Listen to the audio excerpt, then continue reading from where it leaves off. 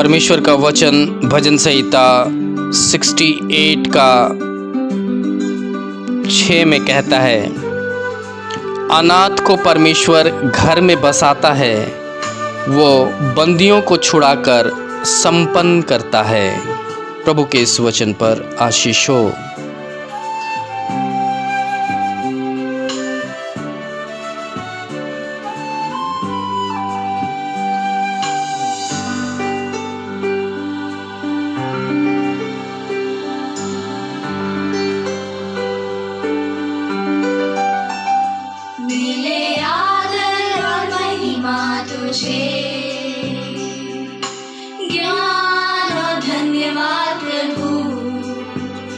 मिले स्तुति और शक्ति प्रशंसा सदा सर्वदा। सर्वशक्तिमान प्रभु परमेश्वर जो है और था और रहेगा। सर्वशक्तिमान प्रभु परमेश्वर जो है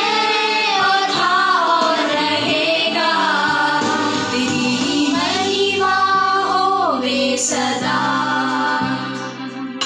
मेरे जीवन में तेरी महिमा होवे सदा। मेरे जीवन में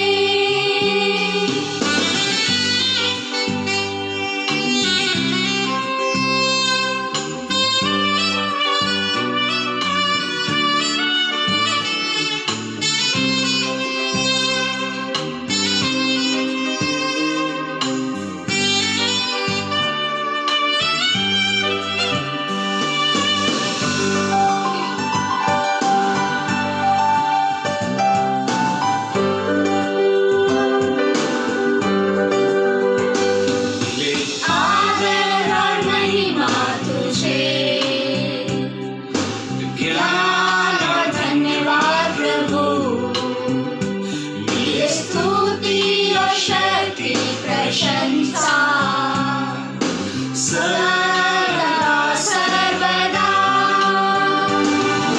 सर्वशक्तिमान प्रभु परमेश्वर जो है और था और रहेगा।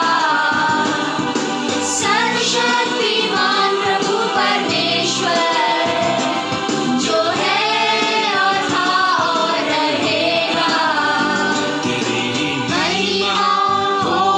सदा मेरे जीवन में तेरी महिमा होवे सदा। मेरे जीवन में सर्वशक्तिमान प्रभु परमेश्वर जो है और था और रहेगा। शक्तिमान प्रभु परमेश्वर जो है और था और रहेगा। सर्वशक्तिमान प्रभु परमेश्वर जो है और था और रहेगा। सर्वशक्तिमान प्रभु परमेश्वर जो है और था और रहेगा। सर्वशक्तिमान प्रभु परमेश्वर जो है और था और रहेगा। प्रभु यीशु मसीह के मधुर नाम में आप सबों को एक बार फिर से YouTube के इस आराधना में तहे दिल से हम स्वागत करते हैं। प्रभु का हम धन्यवाद करते हैं कि इस रविवार के सुबह आप सबों के साथ ये एक सुविधा जो प्रभु ने हमें दी है, इस माध्यम से हम आराधना में सम्मिलित होकर प्रभु को धन्यवाद दें। सो आइए हम प्रार्थना करें। हमारे जीवित सामर्थी प्रभु, हम आपका धन्यवाद करते हैं कि आपने प्रभु अपने वचन से क्या ही उम्दा प्रतिज्ञा की है कि देखो मैं दुनिया के अंत तक तुम्हारे साथ हूं। पिता परमेश्वर, हम आपके पवित्र उपस्थिति में हम आते हैं, आपके पवित्र उस समावेश में आते हैं प्रभु, हम उस अलौकिक प्रेम के अंदर आते हैं प्रभु, जिसके तहत प्रभु आज आपने हमें जीवन दिया कि हम आपके समक्ष आकर के आपकी महिमा, स्तुति और बड़ाई कर सकें। हम जितने भी लोग प्रभु इस YouTube के आराधना के माध्यम से हम जुड़े हैं प्रभु, एक एक जन के प्राण आत्मा शरीर को हम तेरे चरणों के अंदर सौंपते हैं। चाहे बुजुर्ग हो, चाहे जवान हो, चाहे बच्चा हो, सब आपके नाम की महिमा करने पाए प्रभु। पिता, हमारा हृदय उदार हो, सुनने के लिए उत्तम कान और एक्सेप्ट करने के लिए, ग्रहण करने के लिए उत्तम हृदय हो प्रभु। पिता, अपने वचन से उत्साहित कर, भजनों के द्वारा हमारे बेड़ियों को, पाप रूपी बेड़ियों को प्रभु तोड़ डाल, मन की कुंठाओं को, मन की चिंताओं को प्रभु हमसे दूर कर डाल, ताकि प्रभु हम आत्मिक रीति से आजाद होकर आपकी महिमा करने पाए। आराधना के शुरू से लेकर अंत तक हमारे साथ हो। धन्यवाद के साथ निवेदन को प्रभु यीशु मसीह के नाम से मांगते हैं, दया से सुने और स्वर्ग राज्य में इस विनती को ग्रहण कर। आमीन। मसीह में प्रिय भाइयों और बहनों, आइए एक भजन को गाएंगे हम।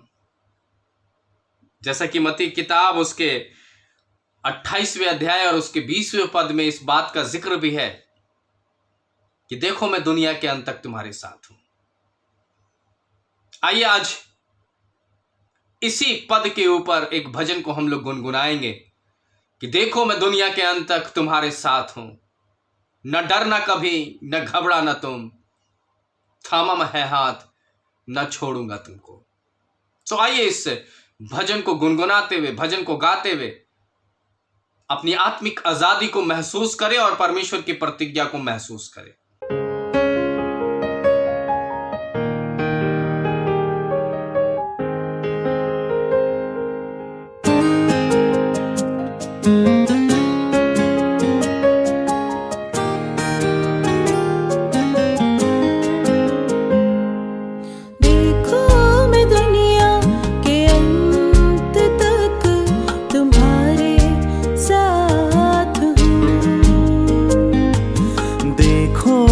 दुनिया के अंत तक तुम्हारे साथ हूँ। न घबराना तुम, न डरना कभी, न घबराना तुम, न डरना कभी, मैं आऊंगा फिर से, ये कहता मसीह।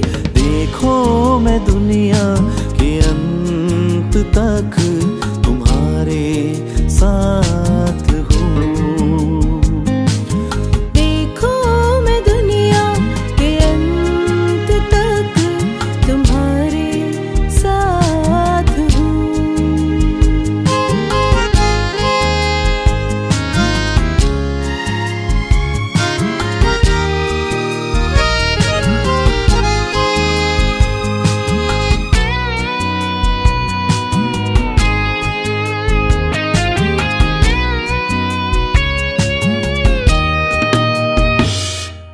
गम है जीवन में तुमको कोई, निराश मत होना।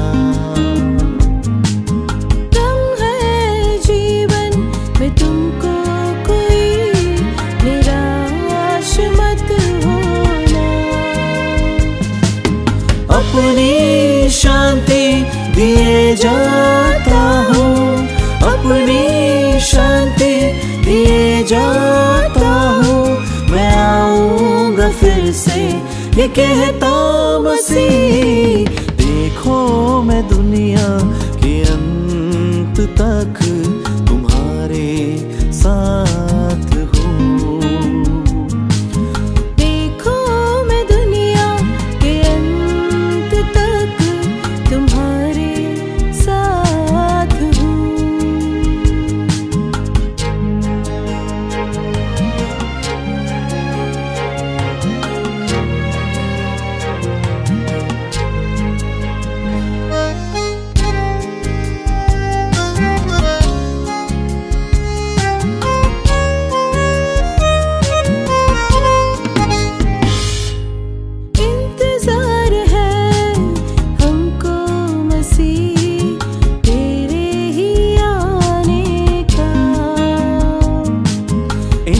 इंतजार है हमको मसीह तेरे ही आने का।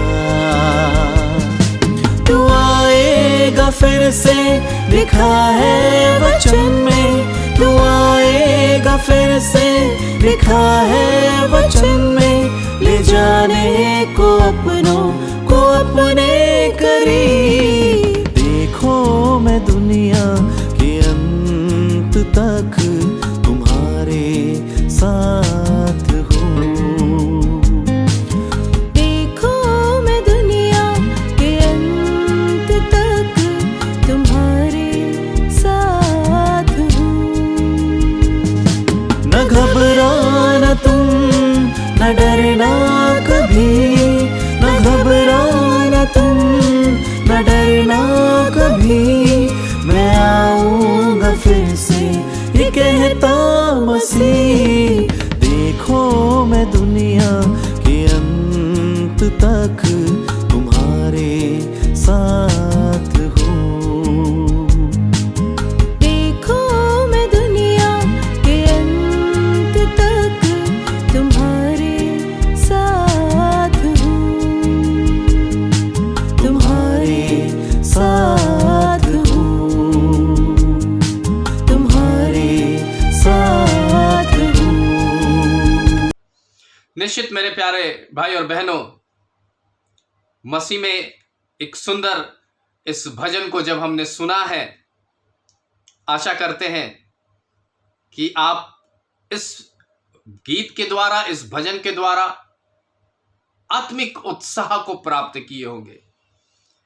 आपको अंदर से एक उस प्रतिज्ञा के अलौकिक अवस्था का एहसास होने पाया होगा, क्योंकि स्वयं भजनकार ने इस गीत के अंदर बड़ी बेखूबी से लिखा है कि देखो मैं दुनिया के अंत तक तुम्हारे साथ हूं। और जो प्रभु यीशु मसीह ने कहा, आज हम बात करेंगे अनाथ के ऊपर। अनाथ कौन? अनाथ का परिभाषा क्या? अनाथ के बारे में हमारा कंसेप्ट क्या है? हम कैसे लोगों को अनाथ कहते हैं? क्या ऐसे लोगों को हम अनाथ नहीं कहते जिसका कि माता पिता नहीं है? या ऐसे लोगों को अनाथ नहीं कहते जिसका इस पृथ्वी पर कोई नहीं है, बड़ा बेसहारा है, लाचार है, बेबस है? क्या हम अनाथ जब बोलता है, शब्द आता है हमारे सामने, जब अनाथ शब्द हमारे कानों में पड़ते हैं तो बड़ा ही मार्मिक अवस्था होती है, जहां कि हम इस बात को समझने पाते हैं कि दुनिया के अंदर जिसका कोई भी नाथ नहीं है वो अनाथ है। यानी कि जिसका कोई पालक नहीं वो अनाथ है। तो हकीकत में देखा जाए तो आज के डेट में कौन अनाथ है? कभी आपने सोचा है? कभी आपने जाना है? कभी आपने इस शब्द के ऊपर गौर किया है?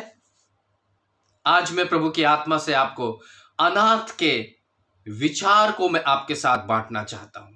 अनाथ एक्चुअली है कौन? अगर आप बाइबल को उठा करके देखें तो पुराने नियम में अनाथ और विधवाओं के लिए मूसा के द्वारा परमेश्वर ने नियमों को इजरायलियों के बीच में रखा,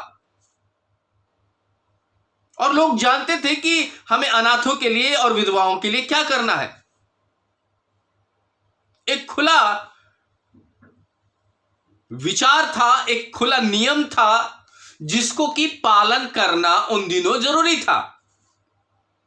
अगर आप व्यवस्था विवरण की किताब उसके 24वें अध्याय और उसके 19, 20 और 21 पद को पढ़ें, व्यवस्था विवरण उसका 24वां अध्याय उसका 19, 20 और 21 पद क्या लिखा है, बड़े ध्यान से सुनिएगा।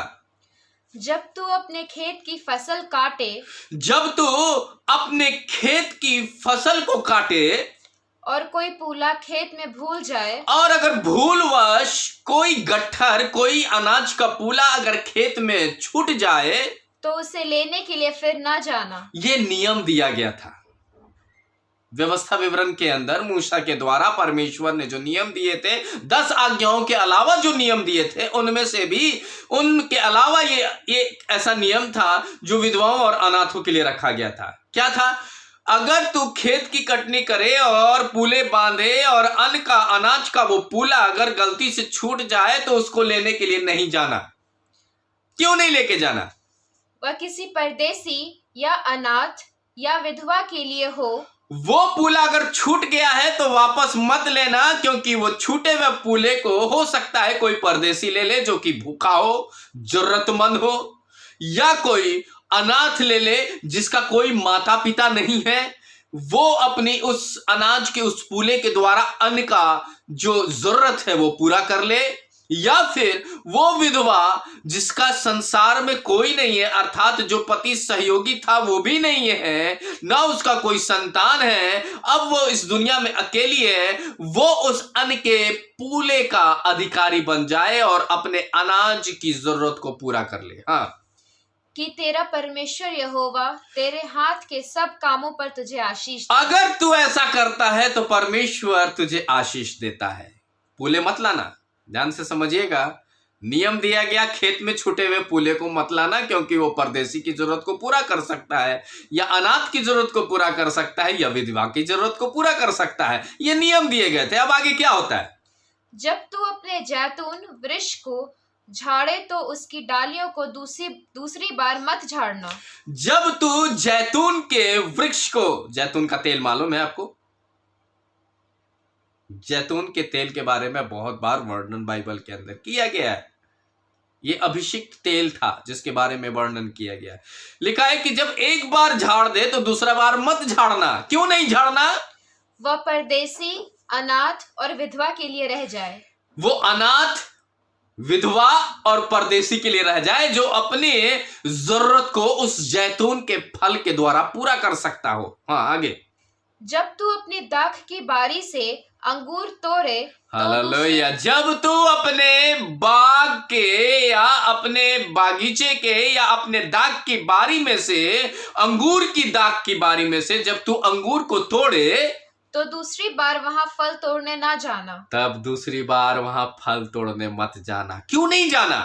वह परदेसी, अनाथ और विधवा के लिए हो। वो परदेसी, अनाथ और विधवा के लिए हो। आप जाने और अनजाने में आप अनाथ और विधवा और परदेसी की मदद कर रहे हैं। इसीलिए पुराने नियम में व्यवस्था विवरण के अनुसार इनको बड़ा इंपॉर्टेंट दिया गया, अनाथ और विधवा और परदेसी को। लेकिन आज हम बात कर रहे हैं अनाथ के बारे में, विधवा की बात नहीं कर रहे ना, हम परदेसी की बात कर रहे हैं। परदेसी तो हम सब कोई हैं, परदेसी हम सब कोई हैं, विधवा भी हम सब कोई है, क्योंकि परमेश्वर का वचन कहता है कि हम प्रभु यीशु मसीह की दुल्हन है, और जो प्रभु यीशु मसीह की दुल्हन नहीं है वो विधवा है। जो प्रभु यीशु मसीह की दुल्हन नहीं है वो विधवा है। हम विधवा की बात नहीं कर रहे हैं और न परदेसी की बात कर रहे हैं, क्योंकि हम गाना गाते हैं ना, सियोन देश हमारा है, देश रहते हैं हम परदेश। हम परदेसी हैं लेकिन जाएंगे हम अपने देश। हम उसकी भी बात नहीं कर रहे हैं, हम बात कर रहे हैं अनाथों की। और पुराने नियम के अंदर ये व्यवस्था दी गई, ये नियम दिया गया कि तू खेत के पूले को छोड़ देना, जैतून के पेड़ से एक ही बार फल को झाड़ना, दाग की बारी में एक ही बार अंगूर तोड़ना। अब निर्गमन की किताब उसका 22वां अध्याय 22 और 23 पद क्या कहता है, बड़े ध्यान से समझने का प्रयत्न करिएगा। निर्गमन की किताब उसका 22वां अध्याय 22 और 23 पद। तुम किसी विधवा या अनाथ को दुख ना देना। अब यहां पर एक और नियम दिया गया। यहां पर तो शरीर की चिंता करते हुए या फिर अन्न की जरूरत पूरा करते हुए हम पूरे पद को देखें, व्यवस्था विवरण उसका 24 अध्याय 19, 20, 21 पद को। अब हम यहां पर देख रहे हैं एक सामाजिक उत्तरदायित्व को, और यह सामाजिक उत्तरदायित्व है क्या जिसका निर्वाह करना निर्गमन की किताब उसका 22वां अध्याय 22 पद में लिखा गया। क्या लिखा गया है? तुम किसी विधवा या अनाथ को दुख ना देना। अनाथ को दुख मत देना। विधवा तो ऑलरेडी बेचारी दुख में है, और अनाथ तो उस विधवा से भी ज्यादा दुखित है, क्योंकि ना तो उसका अपना माता पिता है, ना उसको अपना कहने वाला कोई है। मैं भी लेकर आगे जाऊंगा, तब आपको समझ में आ जाएगा कि मैं क्या कहना चाहता हूं। लेकिन अभी निर्गमन की किताब उसके 22वें अध्याय और 22वें पद में इस बात को स्पष्ट किया जा रहा है कि तू ना तो विधवा को तंग करना और ना किसी अनाथ को दुख देना। आगे क्या लिखता है? यदि तुम ऐसों को कुछ भी दुख दो, अगर तुम विधवा और अनाथों को दुख दे रहे हो और वे मेरी दुहाई दें, और वो उस दुख को महसूस करते हुए परमेश्वर के सम्मुख गिड़गिड़ा कर करके अपने दुख का बयां कर रहे हो, क्या कह रहे हो? प्रभु मैं तो अनाथ हूं, मैं तो विधवा हूं, प्रभु मैं तो पहले से दुखियारी हूं। अगर कोई अनाथ ये कह रहा है कि मैं तो पहले से प्रभु बिना माता पिता का हूं, फिर भी मुझे लोग दुख दे रहे हैं, फिर भी लोग मुझे प्रताड़ना दे रहे हैं, फिर भी लोग मुझे दुखित कर रहे हैं प्रभु, तो वो कराना परमेश्वर देखेगा। हाँ, आगे क्या लिखा है? तो मैं अवश्य उनकी दुहाई सुनूंगा। तब परमेश्वर उसकी दुहाई सुनेगा, और जान लीजिए कि दुख देने वाला परमेश्वर उसको दुख देगा। क्या लिखा है आगे? तब मेरा क्रोध भड़केगा, तब मेरा क्रोध भड़केगा और मैं तुम्हें तलवार से मारूंगा, और तब मैं तुम्हें हाथ करूंगा, घात करूंगा, नाश करूंगा, बर्बाद कर दूंगा, क्योंकि तुमने मेरी व्यवस्था को, तुमने मेरे नियम को तोड़ दिया है। और ध्यान रखिएगा, जब अदन की बारी में नियम तोड़ा गया तो वो नंगे हो गए और परिश्रम करने लगे और मृत्यु आ गई। यहां तो खुद परमेश्वर नियम दे रहा है, और जब हम उसकी अवहेलना करेंगे तो निश्चित जान लीजिए कि परमेश्वर अपनी प्रतिज्ञा को पूरा करने में सक्षम है, उसको कोई फिर नहीं रोक सकता। अगर उस नियम को, उस लॉ को जो मूसा के द्वारा इजरायलियों के बीच में रखी गई थी, अगर उसको कोई पालन नहीं करता तो स्वयं परमेश्वर उसको नुकसान पहुंचाता। अब हम देखेंगे आगे क्या होता है। अब मैं आज आपको एक बहुत बड़ी हकीकत बताना चाहता हूं।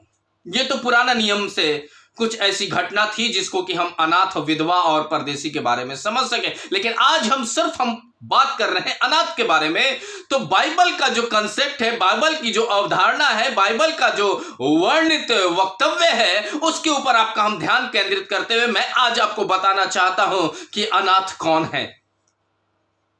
भूल जाइए कि मेरे माता पिता हैं, भूल जाइए कि मेरा कोई अपना है, भूल जाइए कि जिसको आप आज अपना कह रहे हैं वो कल आपके साथ होगा। कहीं भी इस बात के लिए गर्व मत करिए, घमंड मत करिए कि जो आज हमारे साथ है वो कल भी रहेगा, और जो कल रहेगा वो हमेशा रहेगा। ऐसा कभी नहीं हो सकता, क्योंकि बाइबल इस बात को कहती है, बाइबल इस बात को हमारे सामने वर्णित करती है। क्या वर्णित करती है? देखिए, यशाया नबी की किताब उसका 49वां अध्याय और उसका 15वां पद, 49:15 वर्स। यशाया 49:15, यशाया 49 का 15 पद। क्या यह हो सकता है, क्या ये हो सकता है कि कोई माता अपने दूध मुहे बच्चे को भूल जाए? कोई माँ अपने बच्चे को दूध पिलाना भूल जाए? मेरे अजीजों, आज अखबार उठा करके देख लीजिए, ये आपको दम खुलेआम आज के अवस्था को प्रकट कर रहा है कि किसी ने बच्चे को रोड पर फेंक दिया, किसी ने बच्चे को कूड़े में फेंक दिया, किसी को बच्चे को रेलवे लाइन पर फेंक दिया, किसी को कहीं और फेंक दिया, किसी को कचड़े में फेंक दिया, किसी को और कहीं फेंक दिया, और वो बच्चा कुत्ते के द्वारा घायल कर दिया गया। वो बच्चा किसी तरीके से नहीं बचने के कारण मर गया। और आजकल तो सर्दी का मौसम है, ठंडा का मौसम है। अगर ऐसी माँ कोई बच्चे को जन्म दे करके किसी कूड़े में, किसी गाड़ी के नीचे, किसी खड़े हुए गाड़ी के नीचे डाल करके चली जाए, तो सोचिए वो बच्चा उस सर्दी के अंदर, उस ठंड के अंदर ककड़ करके मर जाएगा, खत्म हो जाएगा। इसीलिए बाइबल के अंदर इस बात का वर्णन है कि कोई दूध पिलाने वाली माँ अपने बच्चे को क्या कर सकती है? छोड़ सकती है। या कोई अपने ही गर्भ से जन्मे पुत्र पर दया ना करे, अपने ही गर्भ से उत्पन्न हुए बच्चे को कोई फेंक दे, चाहे ये भूल जाए तो भूल जाए, चाहे ऐसा हो, चाहे इतनी भयानक भ्रष्टता क्यों ना हो, इतना अनहोनी घटना क्यों ना हो, परंतु मैं तुम्हें नहीं भूलूंगा। परंतु मैं परमेश्वर, मैं तुम्हें कभी नहीं भूलूंगा। भूल जाइए, मां भूल जाएगी, बाप भूल जाएगा, मां एक दिन आपको छोड़ करके स्वर्ग सिधार जाएगी, बाप एक दिन स्वर्ग सिधार जाएगा। जो आपके अपने हैं, आपके पास कुछ नहीं रहेगा, वो भी आपको छोड़ के चला जाएगा। उड़ाऊ पुत्र की कहानी जानते हैं। जब उसका धन संपत्ति खत्म हो गया, उसके मित्र उसको छोड़ के चले गए। जिस बाप से धन लेकर के आया था, उसी बाप के धन से उड़ा करके उसने बहुत सारे दोस्तों को तो अपना बनाया, लेकिन धन संपत्ति जाते ही उसके सब चले गए। मेरे अजीजों, सब चले जाएंगे, लेकिन अनाथ कौन? अब मैं इसका जवाब आपको देना चाहता हूं। हर एक व्यक्ति जो परमेश्वर को नहीं जानता, हर एक व्यक्ति जो प्रभु यीशु मसीह को नहीं जानता, हर एक व्यक्ति जो पवित्र आत्मा को नहीं जानता, वो अनाथ है। वो अनाथ है मेरे अजीजों। तो क्या ऐसे लोगों पर हमें दया करने की आवश्यकता नहीं? क्या ऐसे लोगों के लिए हमें प्रार्थना करने की जरूरत नहीं? क्या ये हमारी जिम्मेवारी नहीं कि हम उनको प्रभु के बारे में बताएं? देखिए बाइबल क्या कहती है ऐसे अनाथों के बारे में, जो ना तो परमेश्वर को जानता है, ना तो प्रभु यीशु मसीह को जानता है, और ना तो पवित्र आत्मा का अनुभव है, और ना कभी प्रभु और परमेश्वर और पिता और पुत्र और पवित्र आत्मा को जानने का प्रयत्न भी नहीं करता। हम में से भी बहुत सारे ऐसे लोग हैं जो कि परमेश्वर को जानते हैं, परमेश्वर के पुत्र प्रभु यीशु मसीह के बारे में वर्णन करते हैं, पवित्र आत्मा के बारे में उनको जानकारी है, लेकिन फिर भी वो अनाथों की तरह जीवन व्यतीत कर रहे हैं, क्योंकि वो विश्वास में धीमे हैं, क्योंकि उनका विश्वास उथला है, क्योंकि वो परंपराओं में जी रहे हैं, क्योंकि उनके सामने मसीह, परमेश्वर और पवित्र आत्मा तो है, लेकिन सब दिखावा है। और इसीलिए बाइबल में स्पष्ट सदूकी और फरीसी को परमेश्वर का पुत्र प्रभु यीशु मसीह ये कहता है, हाय हाय हाय तुम पर, जो ऊपर से तो बड़े खूबसूरत दिखते हो, लेकिन अंदर से तुम सड़े हुए कब्र की तरह हो, जो कि सड़ांध मारती है। सुंदर बड़े कब्र बड़े सुंदर रंग रोगन किए जाते हैं, उनको ईस्टर के सुबह पारंपरिक ढंग से उनको सजाया जाता है, कैंडल जलाया जाता है, फूल जलाया जाता है, लेकिन हकीकत में तो उस कब्र के नीचे सड़ांध है, उस कब्र के अंदर सड़ांध है। ठीक, हम इसको रंग रोगन तो करते हैं, लेकिन ये दिल के अंदर सड़ांध भरा है, जहर भरा है, परमेश्वर को नहीं जानने का अनुभव भरा है, पवित्र आत्मा का उस एहसास को जो हम महसूस करने के लिए पवित्र आत्मा सहायक के रूप में दिया गया, उससे हम अनभिज्ञ हैं। मेरे अजीजों, क्या हम अनाथ नहीं हैं? क्या हम अनाथ नहीं हैं? हाय हम पर कि हम अनाथ हैं। देखिए बाइबल क्या कहती है ऐसे लोगों के लिए। नीति वचन की किताब, मत्ती की किताब, उसका 28वां अध्याय और उसका 20वां पद। और जो जो आज्ञाएं मैंने तुम्हें दी हैं उनका पालन करना। अब यहाँ पर परमेश्वर उन अनाथों के बारे में बात कर रहा है जो ना तो परमेश्वर को जानता है, ना तो प्रभु यीशु मसीह को जानता है, और ना आत्मा को, पवित्र आत्मा को जानता है। ये सब कोई अनाथ है, और ऐसे अनाथों के लिए परमेश्वर अंतिम समय में अपने पुत्र के द्वारा उसकी अंतिम जिज्ञासा यहाँ प्रकट करते हुए, प्रेरितों के सामने ये बात को प्रकट करते हुए ये कह रहा है कि देखो जो जो आज्ञाएं मैंने तुम्हें दी जो हैं, जो बातें मैंने तुम्हें बताई हैं उनका पालन करना सिखाओ। उनका पालन करना उन लोगों को सिखाओ, ताकि वो भी हमारे बेटे और बेटी बन जाएं। वो भी प्रभु यीशु मसीह के लहू के द्वारा हमारे लेपालक पुत्र और पुत्री बन जाएं। वो अनाथ ना रहें, वो ऑर्फन ना हो जाएं, वो अनाथों की तरह जीवन ना व्यतीत करें। उनका अनाथपन जो इस पृथ्वी पर है वो खत्म हो जाए। माता पिता है तो क्या है, भाई बहन है तो क्या है, ये सब चले जाएंगे, ये सब एक न एक दिन चले जाएंगे। लेकिन हमारा परमेश्वर प्रभु यीशु मसीह और पवित्र आत्मा, ये त्रिएक परमेश्वर कहता है कि देखो मैं दुनिया के अंत तक तुम्हारे साथ हूं। हाँ, पढ़िए उस जगह को। और देखो मैं युग के अंत तक सदैव तुम्हारे साथ हूँ। देखो मैं युग के अंत तक तुम्हारे साथ हूं। मेरे अजीजों, आप अनाथ रहना पसंद करेंगे? मैं तो कतई पसंद नहीं करूंगा कि कोई मुझे अनाथ कहे, क्योंकि मैं जानता हूं कि मेरा स्वर्गीय पिता मेरे साथ है, मेरा भाई प्रभु यीशु मसीह मेरे साथ है, मेरा सहायक पवित्र आत्मा मेरे साथ है, और मैं अनाथ नहीं हूं। और मैं नहीं चाहता कि आप भी अनाथों की जीवन व्यतीत करें। इसलिए मैं आज आपको चुनौती देना चाहता हूं।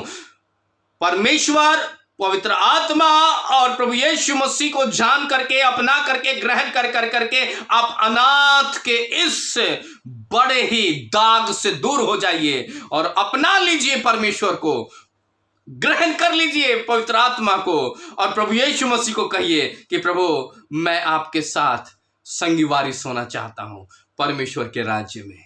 और आप अनाथ नहीं रहेंगे, आपको परमेश्वर अनाथ नहीं छोड़ेगा, आपको परमेश्वर अपना पुत्र और पुत्री बना लेगा। बशर्ते अंगीकार करना होगा कि हम परमेश्वर के बेटे और बेटियां हैं, और विश्वास करना होगा कि प्रभु यीशु मसीह के लहू में हम बचाए गए हैं, और विश्वास करना होगा कि पवित्र आत्मा हमारा सहायक है जो हमारे लिए आहें भर भर के प्रार्थना कर रहा है। आगे क्या लिखा है? आगे लिखता है इब्रानियों किताब उसका 13वां अध्याय और उसका 5वां पद में, इब्रानियों किताब उसका 13वां अध्याय और उसका 5वां पद का आखिरी खंड, जहां लिखा है मैं कभी नहीं छोड़ूंगा। इब्रानियों 13:5।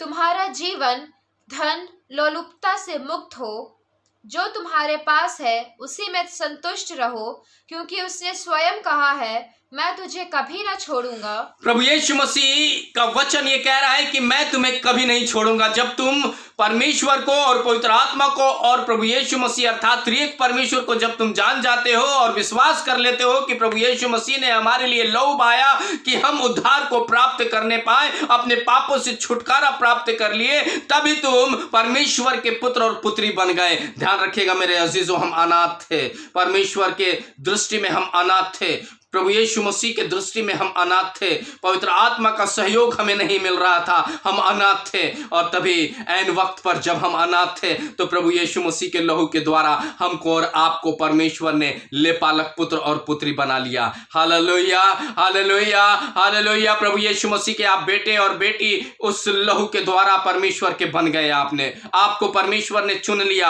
आपको परमेश्वर ने अपना बेटा और बेटी बना लिया। और अगर आप ये विश्वास करते हैं कि आप परमेश्वर के संतान हैं तो मेरे अजीजों, आप निश्चित जान लीजिए कि परमेश्वर का वचन कहता है मैं तुझे ना छोड़ूंगा और ना कभी त्यागूंगा। अनाथ को कोई नहीं बोलता, अनाथ को कोई एश्योरिटी नहीं, अनाथ को कोई प्रॉमिस नहीं करता कि मैं तुम्हें छोड़ूंगा और त्यागूंगा नहीं। लेकिन हमारा परमेश्वर जो स्वर्गीय पिता है वो कहता है मैं तुम्हें ना तो छोड़ूंगा और ना कभी त्यागूंगा। हालेलुया।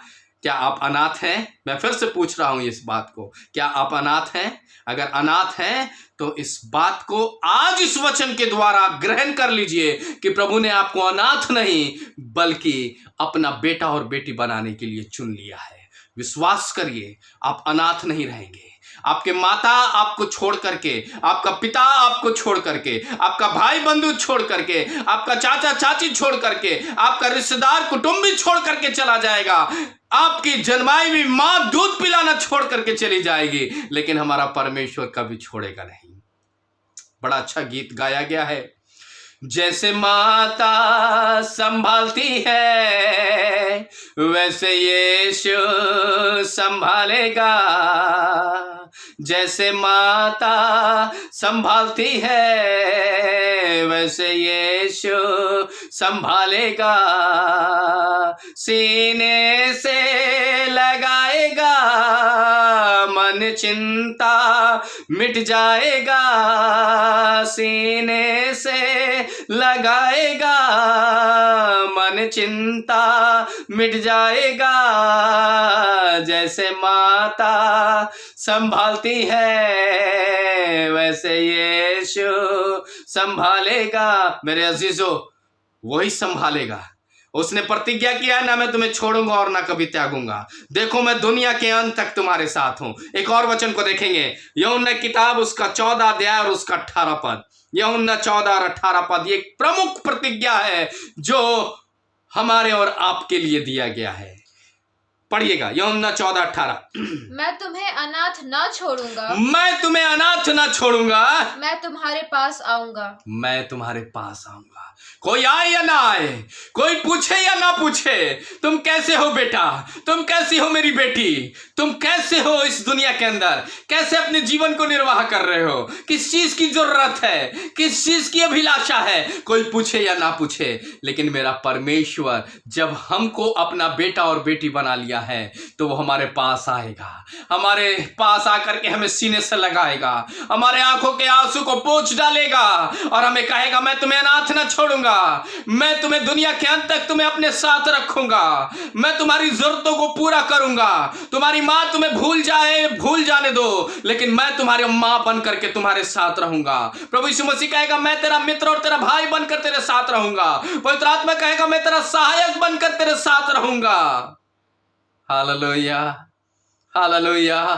विश्वास करिए मेरे अजीजों, अनाथ के जीवन से अपने आप को दूर कर लीजिए, केवल एकमात्र इस अंगीकार से, यीशु ने अपना खून बहा के मुझे बचा लिया, क्यों ना मैं गाऊंगा गुण उसी के मुझे बचा लिया। आप बच गए हैं, अनाथ नहीं है आपको परमेश्वर ने अपना पुत्र और पुत्री बना लिया है। अब आप कहिए कि आप अनाथ हैं? प्रश्न चिन्ह है आपके सामने, क्या आप अनाथ हैं? नहीं मेरे अजीजों, जो परमेश्वर पवित्र आत्मा और प्रभु यीशु मसीह को जान गया वो अनाथ नहीं है, और जो प्रभु यीशु मसीह और परमेश्वर और पवित्र आत्मा को नहीं जानता है वो आज भी अनाथ है, कल भी अनाथ रहेंगे, और जब तक मर नहीं जाते तब तक अनाथ रहेंगे। और उस सिंहासन के पास जब न्याय होगा, उस अग्नि में जब उनको दंड के रूप में डाल दिया जाएगा, तब भी वो अनाथ रहेंगे। क्या आप चाहते हैं अनंत अनाथ बनना? क्या आप चाहते हैं अनंत का अनाथपन का सिंबल चिन्ह आपके ऊपर लगा रहे? मैं तो नहीं चाहूंगा, और मेरी प्रार्थना भी रहेगी कि आपके जीवन में भी ये अनाथ का मोहर ना लगे। आइए परमेश्वर को जान लीजिए, आइए प्रभु यीशु मसीह को जान लीजिए, आइए पवित्र आत्मा का एहसास कर लीजिए, और उस परमेश्वर को हे अब्बा और हे पिता कह के प्रभु यीशु मसीह को अपना मित्र और अपना प्रेमी भाई बना लीजिए। प्रभु आपको आशीष दे, अनाथ नहीं बल्कि आपको स्वर्गीय पिता की आशीष मिलने पाए। आइए हम प्रार्थना करेंगे। जीवित अनुग्रहकारी दयालु पिता परमेश्वर, हम आपका धन्यवाद करते हैं कि प्रभु यीशु मसीह के लहू में आपने प्रभु हमें अनाथ नहीं बल्कि प्रभु आप हमारे नाथ बन के प्रभु इस पृथ्वी पर हैं, और स्वयं प्रभु यीशु मसीह ने कहा कि मैं देखो दुनिया के अंत तक तुम्हारे साथ हूं। उसने कहा ना तो मैं तुम्हें छोड़ूंगा और ना कभी कभी त्यागूंगा, मैं तुम्हारे पास आता हूं। सो प्रभु हम धन्यवाद करते हैं कि आप प्रभु हमें बेबस लाचार इस पृथ्वी पर नहीं देखना चाहते, आप हमें अनाथ नहीं देखना चाहते। भले दुनिया के नजर में माता पिता भाई बहन मित्र बंधु नहीं होने के कारण लोग कहते हैं कि यह अनाथ है, लेकिन मैं गर्व से कहता हूं कि मेरा परमेश्वर प्रभु यीशु मसीह और पवित्र आत्मा मेरे साथ है, और मैं अनाथ नहीं बल्कि मेरा परमेश्वर मेरा पिता है, प्रभु यीशु मसीह मेरा भाई है और पवित्र आत्मा मेरा सहायक है। इसलिए मैं अनाथ नहीं बल्कि प्रभु में उसका संतान हूं। सो आइए हम प्रभु में उसके बेटे और बेटी बनकर आनंदित होकर के प्रभु में आशीषित हों। प्रभु आप सबों को इस वचन के द्वारा बहुत सारी आशीषें प्रदान करे, आपको हियाव दे, आपको शक्ति दे, आपको बल दे कि आप उसके बेटे और बेटी बन जाए। विश्वास करते हुए हम इस विनती को प्रभु यीशु मसीह के नाम से मांगते हैं। दया से सुने और स्वर्ग राज्य में इस निवेदन को ग्रहण करें। आमीन। हे हमारे पिता तू जो स्वर्ग में है, तेरा नाम पवित्र माना जाए, तेरा राज आवे, तेरी इच्छा जैसे स्वर्ग में पूरी होती है वैसे पृथ्वी पर भी हो। हमारे प्रतिदिन की रोटी आज हमें दे, और जैसे हमने अपराधियों को क्षमा किया है तो हमारे अपराधों को क्षमा कर। हमें परीक्षा में न डाल बल्कि बुराई से बचा, क्योंकि राज, पराक्रम और महिमा युगान युग आपकी है। आमीन। हमारे प्रभु यीशु मसीह का प्रेम, अनुग्रह, दया और शांति हम प्रत्येक विश्वासी जनों पर जब तक प्रभु यीशु मसीह ना आ जाए युगान युग हम पर होती रहे। आमीन। प्रभु आप सबों को आशीष दे। जय मसीह की।